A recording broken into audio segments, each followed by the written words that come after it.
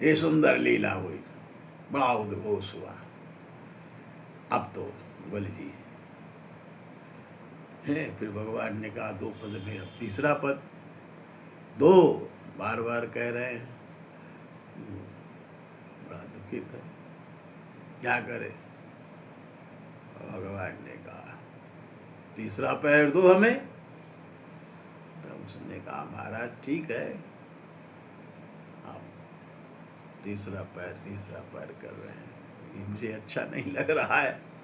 बोले नहीं दे रहे हो तो नागपाश में बांध लिया। दैत्यों ने युद्ध करना चाहा लेकिन मना कर दिया उससे मिलने। प्रहलाद जी आए, भगवान की प्रार्थना किया कि ठीक है आपने जो किया, इसे आपने ही पद दिया, आपने ले लिया। उसकी पत्नी ने भी यही कहा, आप ही हैं, कीटन मारता है शरीर, आपने जो कुछ दिया आपने ले लिया। किसी ने नहीं कहा छोड़ दो। भगवान कह रहे तीसरा पैर दो। उसने कहा देखो अभी आपने हमारे पुरुषार्थ से जो कमाया हुआ धन है उसे लिया है, सारे भुवन का माप कर लिया है 2 पग में। तीसरा पैर मेरे सिर में रख लो, अब मुझे नाप लो, मैं तो बचा हुआ हूँ। भगवान से कह रहा है आप मेरे सिर में अपना तीसरा पैर रखे। भगवान को तीसरा पैर रखना पड़ा, भगवान की कृपा मिल गई। तो ब्रह्मा जी आए, सहन नहीं हुआ, बोले छोड़ो इसे।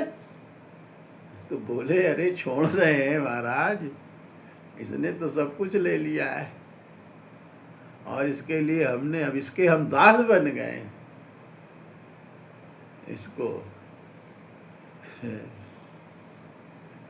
बोले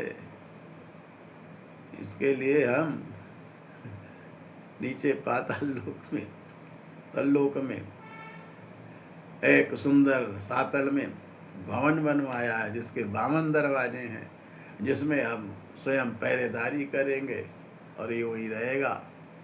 और अगले मनवंतर में ये स्वयं इसी शरीर से इंद्र बनेगा। ये हमने सब कर दिया है।